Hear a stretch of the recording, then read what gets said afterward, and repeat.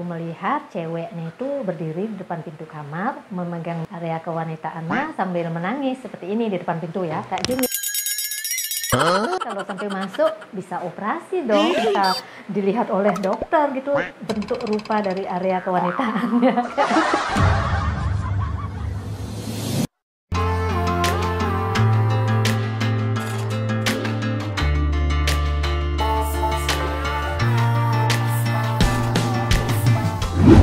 Halo, apa kabar semuanya? Semoga baik dan sehat selalu ya. Nah, aku teringat dengan komen yang ada di salah satu videoku menyarankan untuk membuat sayur rebung, tapi aku mencari sendiri tunasnya ya. Kebetulan di dekat rumahku ini ada sungai di sana, banyak ada pohon bambu. Mudah-mudahan ada sayur rebungnya ya, ada tunasnya yang kecil-kecil yang bisa untuk dipakai sayur. Nah, sekarang aku mau ngambil parang dulu. Ini parangnya udah karatan karena lama banget nggak pernah aku pakai. Kayaknya bawa ini aja ya. Juga membawa sarung tangan supaya nanti aku nggak kena bulu-bulu atau rambut-rambut dari pohon bambu itu. Karena rasanya akan gatel. Daripada kita kehabisan waktu banyak bicara, kita langsung cus ke sungai.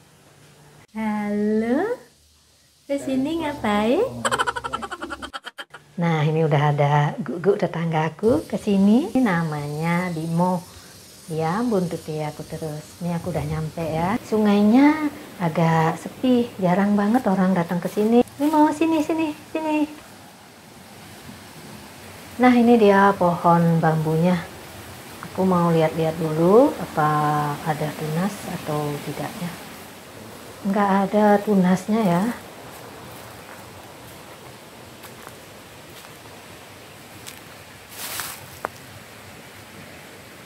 Udah aku cari-cari, aku lihat-lihat semuanya nggak ada tunas ya, tunas yang bisa dipakai untuk sayur. Kayaknya aku mau pulang aja ya.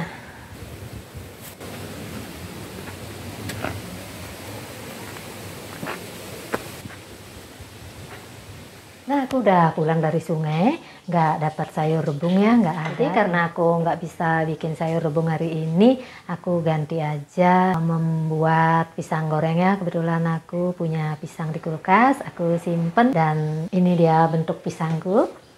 Kulitnya nggak bagus, tapi nggak masalah kan, casing nggak bagus, yang penting dalemannya bagus ya. Aku taruh aja dulu di sini. Sekarang aku mau ngambil talenan gitu.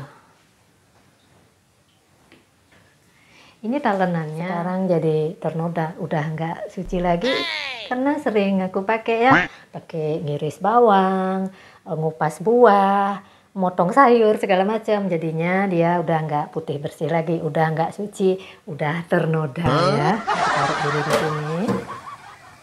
Aku potong dulu buah pisangnya ya. Aku belah menjadi 2 bagian ya, seperti ini.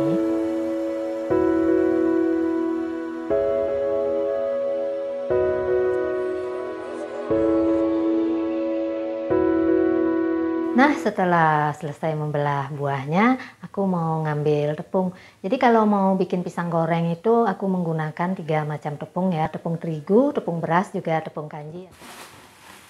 Ini ya. Oh ya, kali ini aku membuat pisang goreng tidak menggunakan takaran yang pas. Aku menggunakan sistem kira-kira aja. Usahakan tepung terigunya lebih banyak daripada tepung beras dan tepung maizena ya. Nah, ini aku pakai tepung terigu setengah gelas belimbing gitu ya. Nah, habis itu tepung beras, lalu aku tuangkan di atas tepung terigu.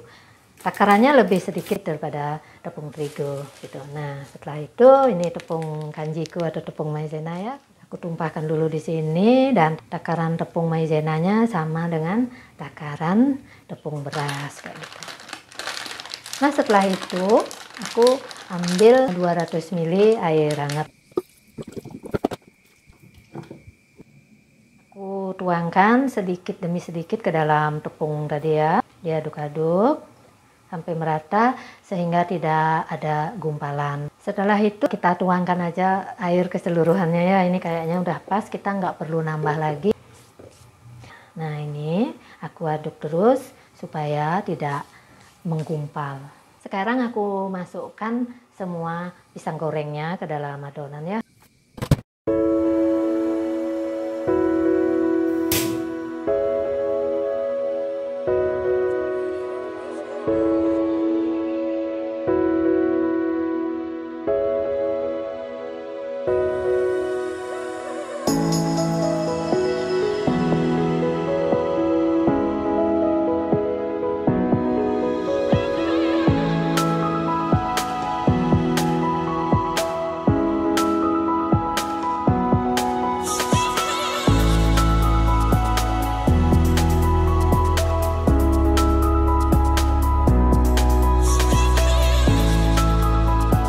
pisangnya udah tergoreng semua.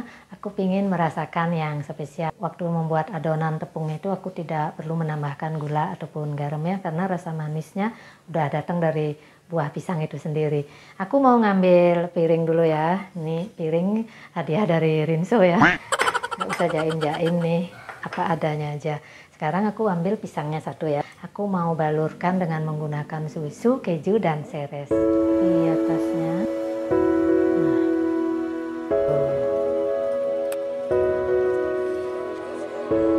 Ini tampilannya sangat menggoda. Ayo kita makan. Aku rasakan dulu satu gigit gitu.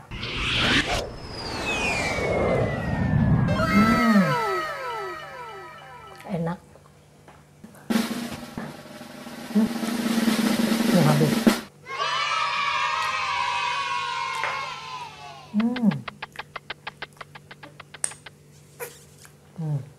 Aku cuci tangan dulu.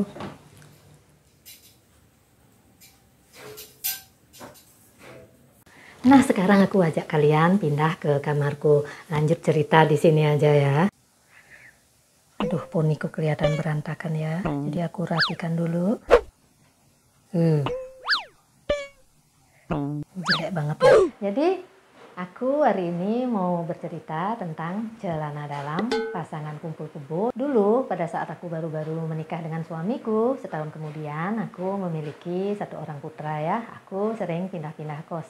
Di kos-kosan tempat aku tinggal itu penghuninya ada yang sudah berkeluarga termasuk aku, ada yang masih gadis, ada yang masih bujangan, dan udah pasti di kos-kosan kalau nggak ada aturan dari tuan rumah atau nggak ada larangan dari pemilik kos itu pasti aja ada penghuni yang kumpul kebo. Pasangan kumpul kebo ini sering banget menjemur pakaian dalamnya di depan kamar kosannya itu ya.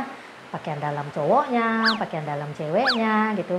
Seperti memberi kode bahwa ini loh, aku setiap hari ganti celana dalam, aku setiap hari bisa berendohoiria dengan pasanganku, setiap hari aku bisa menikmati surga dunia dan kenikmatan seperti itu ya, tanpa memikirkan perasaan penghuni-penghuni kos lainnya. Dia merasa happy-happy aja, merasa nggak bersalah bahwa dia itu belum menikah tapi udah tinggal bareng alias kumpul kebo, nggak merasa bersalah. Menurut mereka ya wajar-wajar saja gitu, tanpa mereka sadari bahwa orang-orang kos atau salah satu penghuni kos tidak menyukai hal itu gitu. Nah, suatu hari di saat dimana penghuni-penghuni kos harusnya sudah berangkat kerja ya, aku sendiri nggak kerja karena aku kan ngerawat putraku, yang bekerja itu suamiku. Otomatis di kos-kosan itu setiap hari aku sendiri ya, yang lainnya pada berangkat kerja. Tapi pada waktunya sudah berangkat kerja, pasangan kumpul kebo ini belum berangkat juga. Aku melihat ceweknya itu berdiri di depan pintu kamar, memegang-megang alat vitalnya atau area kewanitaannya sambil menangis seperti ini di depan pintu ya, kayak gini, menggaruk-garuk seperti itu. Laki-lakinya memandangi sambil entah ngomong apa. Yang aku tahu ceweknya ini kayaknya di celana dalamnya ada sesuatu. Setelah beberapa menit kemudian entah apa yang mereka lakukan, atau lakinya membersihkan area kewanitaan si perempuan, aku nggak tahu. Mereka tutup pintu. Nah, beberapa menit kemudian mereka keluar dan langsung berangkat kerja. Di situ aku melihat di bawah jemuran ada kelopak yang isinya bulu-bulu atau rambut bambu. Curiganya aku, celana dalam cewek ini diisi bulu-bulu atau rambut bambu oleh penghuni kos yang berjumlah 3 orang cewek-cewek. Aku curiganya 3 orang cewek ini salah satunya atau ketiga-tiganya naksir cowok pasangan kumpul kebo ini. Nah, karena mereka bertiga tidak suka dan kepingin pasangan kumpul kebo ini pergi dari kosan itu, mereka mencari kelopak bambu yang isinya bulu-bulu atau rambut bambu. Dia tidak menyadari kalau celana dalamnya diisi sesuatu, yaitu bulu-bulu atau rambut bambu. Bayangkan, orang kulit aja kena loh, panas, perih, dan bener-bener gatel. Gimana area kewanitaan?